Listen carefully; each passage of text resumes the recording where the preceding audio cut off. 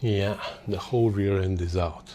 Hi guys, welcome to the Rusty Beauty's garage in 1975 TR6, which we are slowly equipping with parts from Richard Good, as known as Good Parts. Today we are also installing Nissan R200B differential, which is not from Good Parts, but the conversion kit we bought from Good Parts. You can buy a differential with a kit ready to be installed on your car, or you can just buy the kit and buy your own differential, but you're gonna have to do some modifications on the differential, which Dave, the owner of this car, did. He bought a separate differential.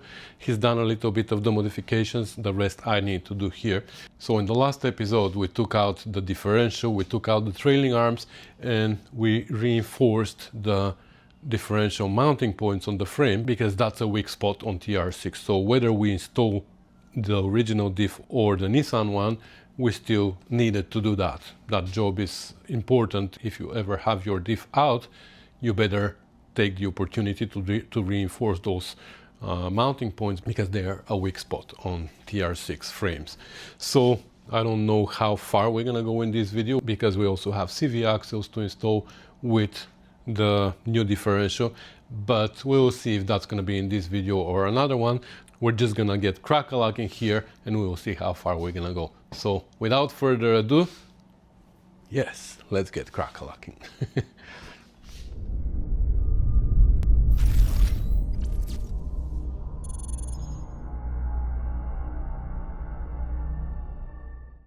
Okay, so before we start, let me show you what we have here.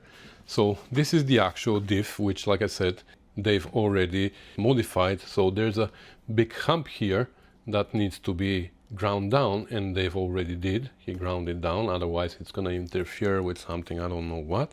The other thing that needs to be done is this flange needs to be machined down and drilled so it can match the drive shaft flange. So otherwise they won't match. So that's something that we need to do. The other thing that needs to be done, that you can't do in your own shop, it needs to be done professionally, is the drive shaft needs to be shortened by, I'm not gonna say a number so I don't mislead you, but we're gonna get there when we start reading the instructions, but it's about this much. Now, Dave also purchased separately another drive shaft, and he shortened it already, so he doesn't waste my time, because otherwise if I took the car apart and sent it for shortening, they might take 2 weeks to do that, and the car was gonna get stuck here, which we don't want to happen. So Dave was really considerate about my time, so he purchased another one and shortened it already, so we are ready to go. Here is the mounting kit that we purchased from Good Parts, so we'll see how that works. There's instructions. That's the part that I love about everything that you purchase from Good Parts. It comes with very clear and comprehensive instructions. It's not like those that you don't want to read because they're annoying. These ones are very straight to the point instructions. They don't start with wear your safety goggles and don't drink the coolant.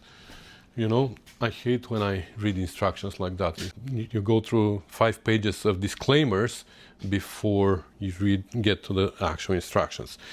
And what else do we have here? These are the CV axles, conversion, heavy duty. Instead of U-joint sliding axles, we have CV axles, and they have the correct flange for the diff. You can purchase these from Good Parts with different ends here. For R200 diff, for the original diff, etc, etc. This is the mounting hardware for this. We've done that before, recently on this channel, maybe 4 or 5 months ago, so maybe we're not going to show this in too much detail. We'll see. We've done this as well, which is the trailing arm adjustable mounting brackets. These are the brackets that come here on the trailing arm support, and you can adjust the camber with them.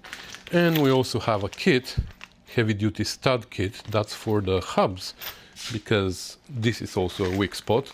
So we'll see. I've never done that. I mean, I repaired multiple of these because the threads just get damaged. but these are heavy duty. Looks like they're the next size, and we will probably need to tap the trailing arms, so we will get there. But first of all, we're gonna start with the differential, and let's read the instructions. I mean, I will read the instructions, I'm not gonna bother you with that. I'm gonna take them out from here, so let's get crack-a-lacking again. Alright, so I went through all the instructions, and they start with: if your R200B differential was not purchased from Good Parts, prepare the differential per Good Parts instructions in the info pages section at www.goodparts.com. Differential purchased from Good Parts will need no modification. So this is what I was talking about, and let's see what they are. So I went to the website, and it says modifying Nissan R200 and 200B differential for use with Good Parts installation kit. So first of all, we have to stamp or paint locating marks on input shaft nut and front flange. Remove flange using puller machine according to instructions. We have to reduce the overall diameter to match the diameter on the drive shaft flange. We also have to machine a recess here, 80 thou deep and 2.375 diameter. That's to accept a step that we have on the drive shaft. We're gonna get there. And we also need to drill new holes here to match the ones on the drive shaft. When we reduce the external diameter, we're actually gonna machine away half of these original holes, which is fine. Reinstall the front flange with locating marks aligned. Tighten nut until it stops. Torque nut until all locating marks are aligned. Do not torque nut past locating marks. Remove the mounting stud from rear cover and chamfer hose to clear tapered bolt head where it protrudes through mounting bracket. R200 diffs have 2 studs, R200B have 1 stud. Do not strip aluminum threads, of course. So what they're talking about, this hole, there's a stud on the differential, we're gonna have to remove it and chamfer just a little bit the hole, because this is the mounting bolt. So when it goes into this countersunk hole, a little bit of the taper on the bolt is gonna go further into this hole, so we need to chamfer it a little bit like this. Grind away front half of protrusion on top of the case. So right on top of the case, this is already done. Dave did it himself. There was this big protrusion, so we don't have to do that. For 200 only, remove rubber metal insulators from front mounting ears. Do not remove the R200B insulators or isolators. So on our differential, it's R200B, we don't need to remove it. We need them. So here it tells you the ratios and all that. So anyways, I have the diff on the table. Let's get it done. Okay, let's do that first. We're gonna use the double nut method here to try and remove this stud. Hopefully it's gonna come out easy, because you know, steel and aluminum like each other so much that they don't want to separate sometimes. Hopefully here we're gonna convince them. Oh, okay. Don't you just love it when you prepare for a fight and then it doesn't put up a fight? It's fine. Okay, let's... It's not a true hole. I just wanted to make sure it's not a true hole and the oil is gonna leak from there, but it's not. So let's put a little bit of chamfer here. Okay. So let's deal with the flange now. Okay, unfortunately this next part of the video is gonna be voiceover, because somebody messed up their camera settings and recorded with no audio. So I marked the shaft and the nut, so we know how much to tighten them again when we put them back together, but also I measured how much the shaft protrudes above the nut, because that's important, right? We can match the marks, but not be on the right turn. We need to do the right amount of turns to go back to that position. So that was 206 thou. Then using my impact gun, I removed the nut, and then with few gentle taps with my lead hammer, the flange came out. Now to reduce the diameter and create that recess, we need to put it on the lathe, but to hold it on the lathe, we needed to chuck it on this machine surface without damaging it, so that finally gave me a little push to stop procrastinating and make these soft jaws out of copper that I was planning to do for my 4-jaw chuck for months and months and months. And the reason why I wanted to use my 4-jaw chuck was, of course, because of precision. 3-jaw chucks are never precise. With a 4-jaw chuck, you can adjust each and every jaw out of the 4 jaws separately and dial the part in to great precision. So that's what I did, and then I was able with a boring bar to start making that recess. For the depth, I installed a dial gauge on my cross sled, so I know exactly when to stop for every pass, and then with multiple passes I was able to create that recess for the little step at the end of the flange of the drive shaft. So to make sure that it worked well, I brought the whole entire shaft and I checked it, and it worked fantastic. So now let's do the outside diameter. Now, I'm not sure why this is happening. I'm not a machinist by any means, but it was producing a lot of sparks, and I tried different feeds and different speeds and nothing helped. So I figured that machining it this way was making much less sparks, so that's how I did it. And you can see that when we machine it to the final diameter, the old holes now are half moons. So that's fine, we're gonna make new ones in different locations. So now these holes are not at the same distance between each other. As you can see here, they're not in the 4 corners of a square, they're in the 4 corners of a rectangle, and that has to do with the U-joint in the back, the shape of the yoke. But the center of all the holes are still at the same distance from the center of the flange. And I took some measurements, I'm not gonna go into depth, and then I scribed a line on the lathe at the exact center of the holes. And then with some more measurements and with the help of my compass, I transferred the centers of the holes from the Triumph flange to the Nissan flange. And then I drilled the holes, and here we are. Everything matches as it should. And these are all the modifications that we had to do on the flange. So now we can put it back on the differential, tighten the nut until the marks match, and of course the protrusion of the shaft over the nut is about 200 thou. Of course that's in my case. In your case it might be different measurement which you have to take before you remove the nut, as I did. Okay, so that was instruction number 1, to modify the differential as per the info pages if the differential was not purchased from good parts. If it was purchased from good parts, it was going to be already modified. Okay, so instruction number 2 says, fill the differential to the height of the level plug with 75W90 or 80W90 GL5 gear loop. No limited slip differential additive is needed because the viscous limited slip differential uses no clutches. Use moderate torque on the oil plugs to avoid cracking the aluminum housing. Instruction number 3. Remove the muffler, rear exhaust pipes, differential, drive shaft and axle hubs if replacing the half shafts with good part CV axles. The CV axles should be installed while the diff is removed. Okay, we've already removed all that. Check the differential mounting area for the frame for cracks. Check if the front mounting studs have broken loose from their weld on top of the bracket, etc, etc. So we already reinforced the mounting points in the previous video. Number 5, the pinion flange on the front of the R200 differential will be positioned approximately 2 inches farther forward than the pinion flange of the original diff. This places the yoke of the drive shaft over the rear of the upper frame T-shirt. The drive shaft yoke may interfere with or be close to contacting the hump in the middle of the frame plate. To provide more clearance, I recommend bending the rear 2 inches of the hump in the frame plate down about 3/8 to ½ inch.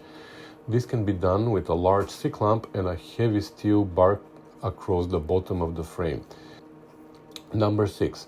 Since the R200 pinion flange will be approximately 2 inches farther forward than the original pinion flange, a shorter drive shaft is required. Good Parts offers new shorter drive shafts. If you would like to use your original drive shaft, it will need to be shortened and rebalanced. The recommended length is 22.25 inches from center of the U-joint to the center of the U-joint when the slider is fully collapsed. Install the shorter drive shaft and bolt the front flange to the transmission flange. We've already done that, they've already done that, so we just needed to install it. 7. Install the differential portion of the rear mounting bracket to the differential with aluminum spacers as shown in photo 2. One of the rear cover bolts will have to be removed to fit the top right bracket bolt. The hardware required is one 14mm by 30mm flathead bolt, one 10mm by 95mm flathead bolt, and two 8mm by 75mm bolt with lock and flat washers. Medium strength thread locking compound is recommended on these bolts. Torque the 14mm countersunk bolt to 70 foot-pounds with a 10mm hex driver. Torque the 10mm bolt to 40 foot-pounds with a 6mm hex driver and the 8mm bolt to 25 foot-pounds. Number 8. Bolt the frame portion of the rear mounting bracket onto the differential portion as shown in photos 3 and 4 using the 7/16 by 20 by 3.5 inch bolt and nylon stop nut. Do not tighten the nut at this time. Then we go further. 10. Before installing the differential, the brake lines in the area of the front of the differential will need to be moved forward to avoid interference with the front mounting bracket and differential mounting ears. Photo 8 shows the original position of the brake lines on the left side of the car and the use of an adjustable wrench to twist the brake line fitting and the frame bracket it is bolted onto to move the brake lines on the differential side of the fitting forward. Photo 9 shows the new position of the fitting and brake lines. The same should be done on the right side of the car. 9. Bolt the machined aluminum front mounting bracket onto the differential as shown in photo 5 using two 1/2 inch 20 by 4 inches countersink bolts, flat washer and nylon stop nuts. The mounting bracket goes directly on top of the factory Nissan rubber isolator that is pressed into the mounting ear. Below the mounting gear, place the rubber washer included with the differential, then the machined aluminum washer with the smooth side turned down, followed by the steel flat washer and nylon stop nut. See photos 6 and 7. Hold the bolt with a 5/16 hex wrench and torque the nuts to 70 foot-pounds. So this is where I figured that I'm missing those rubber washers because they were supposed to come with the differential, but since they've bought the differential separately, they didn't come. Well, I have this rubber roller, which is great for things like that, so I just machined my own rubber washers and I installed them. I use it for body mounts and everything like that. 11 says, lubricate the threads of the frame mounting studs to prevent galling when threading on the nuts. 12. Rise the differential into place, aligning the front and rear mounting brackets over the frame studs.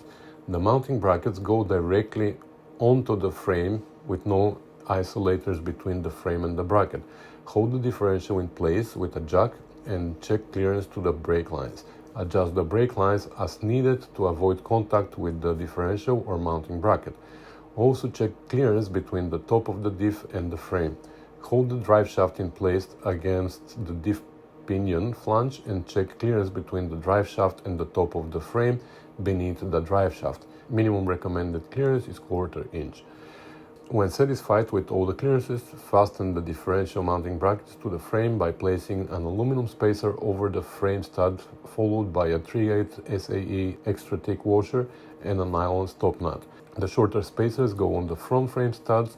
The spacer with the flat side goes on the right front frame stud so it can clear the differential ear. Torque the 4 nuts on the frame mounting studs to 22 to 24 foot-pounds. Photo 10 shows the installed differential. 13. Torque the bolt and nut locking the two pieces of the rear mounting bracket together to 45 foot-pounds. 14. Tie the loose end of the vent hose to the frame above the differential with the end pointing downward. The hose may be cut to an appropriate length if it is too long. So it was a little bit tricky to install this hose because I should have done it before I raised the differential, but I forgot, so now I had to reach and do it, but it works. 15. Bolt the drive shaft to the differential using the 3/8 24 by 1 and 1/8 bolts and nylon lock nuts. Make sure the drive shaft does not contact the body or frame when it rotates. And then there's few more instructions. that are for the axles. Good part, CV joint axles, only attach the axles to the differential per the axle installation instructions using hardware provided with the axle kit, then skip to step 20. And then there are a few more instructions for the original style U-joint axles, which require a special adapter, which you can also buy from Good Parts, and they come with instructions too. So I'm not gonna go through this because we don't have them in this video. And then instruction 20 is reinstall the exhaust system. We are not gonna do that because we still have to install our trailing arms with our adjustable brackets, CV axles, and heavy duty hardware for the hubs that we're gonna have to tap the trailing arms for. And I'll show you what I've done here. I used the Rick Patton jig that was donated to me, but again, we're gonna look at that in the next video. This one is ending here. So thank you so much, guys, for watching, commenting, subscribing, sharing, and supporting me. It is highly appreciated, and I'm really grateful for that. Thank you, guys. I'll see you in the next one. Bye.